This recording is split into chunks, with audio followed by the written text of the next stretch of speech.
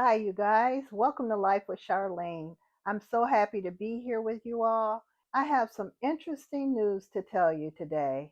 Do you know how blessed we are to have Social Security benefits as we reach retirement age?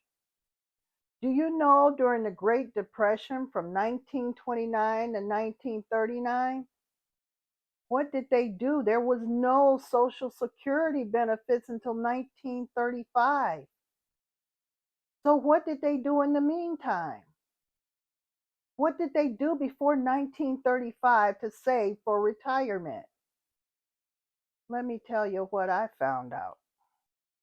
So, a lot of people, when they, got older and retired, they would build a nest egg. Or more accurately, they didn't have anything. And so there was no safety net for the older generation before 1935. So some of the things they would do, they would panhandle, move into poor houses, or they would just simply die impoverished. They would die poor. And this fate happened to one in every two older Americans in the years after 1929. In 1932, though, 15% of American companies offered employees options of state pensions, which was available for a lucky few who worked for the government. And it was only about 3% of elderly Americans who would receive these benefits. Those who were injured during the Civil War received pensions. By the early years of the 20th century, less than 1% of the US population was still benefiting from those.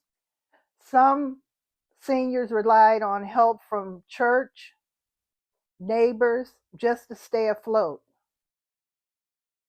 A few had made investments that survived the crash back in 1929. It's safe to say that Social Security was one of the most important federal programs for Americans' older workers. And one more thing, it said the study estimated that without Social Security, more than 40% of seniors in America would be living at or below poverty level. And even to this day, as we know, some people are living at poverty level during retirement when they take retirement because they haven't worked a job that paid enough money for them to reap the benefits of having a nice retirement check.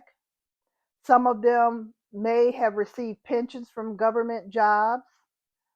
But what if you did not have Social Security? What would you do? Trying to save money when you're already stretched out from paycheck to paycheck to take money to live off of after you stop working. It's scary. That was a very, very scary time. And see, those times were when my parents were born. My dad was born in 1910. My mom was born in 1927. And, from what I know or what I um, remember, my father, when I was born, I think he had pretty much retired. And his income was not much at all. And he would cut hair. He was a barber to supplement his money. And my mom, I don't think she had worked enough. Well, she didn't get retirement until she was in her 60s anyway. But by then she had started working where she made enough, she had enough credits and enough years of working to get a decent retirement from Social Security. But had my father or my mother not had Social Security to come through, they would have had no savings. Because, again, living paycheck to paycheck usually means you are unable to save money.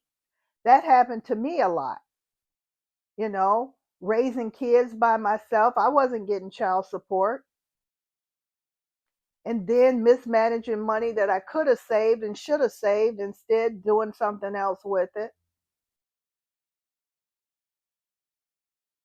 But just to think, if I had no Social Security to rely on, my life would be so sad. It would be really, really bad. And I'm sure it's a lot of people out there who, when you think about it, if we didn't have Social Security to rely on for income, we would be up the creek without a paddle. That's for sure.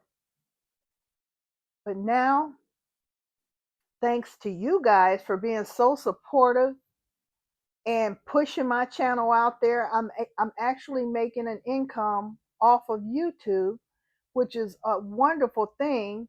It's giving me the ability to save more money. It's giving me the ability to have dreams now, to think about things that I want to do and to be able to save more money. And it makes me feel really, really good. So I'm taking this as a blessing, and I can't say anything else. And I just wish in my younger years I had been thinking more about retirement, more about what I would do to supplement my retirement. It was not on my radar, not at all.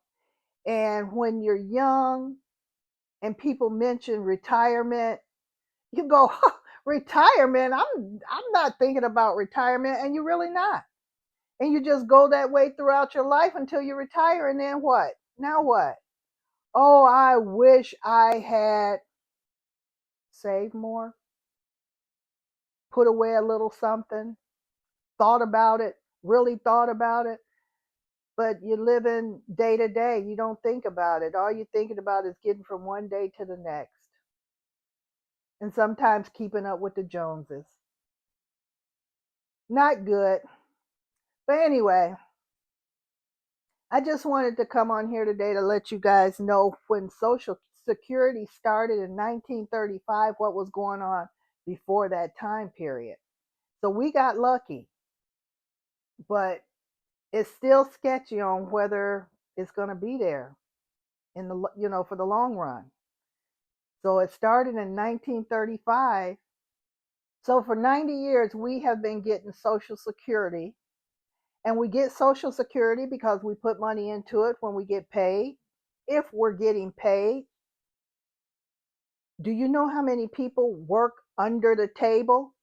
Which means they're not getting any taxes taken out, which means they're not putting any money into Social Security, but they're living for the day. So they're getting paid cash money, but nothing's going in for Social Security. So when they hit that retirement age, what are they going to do? They don't have a nest egg. Are they going to move in with family? Are their kids going to take care of them? You guys got to think about this stuff, because if you're not ready for retirement and you haven't saved for it, it's not a good look for you. Trust me, it's not a good look for you. But that's all I'm going to talk about on that subject today. And I hope this gives you guys something to think about, because retirement, Social Security may not always be there. And so you have to start preparing for when you stop working. What are you going to live off of? Think about that. I hope you found this video informative, and I'll talk to you guys in the next video. Take care. Bye bye.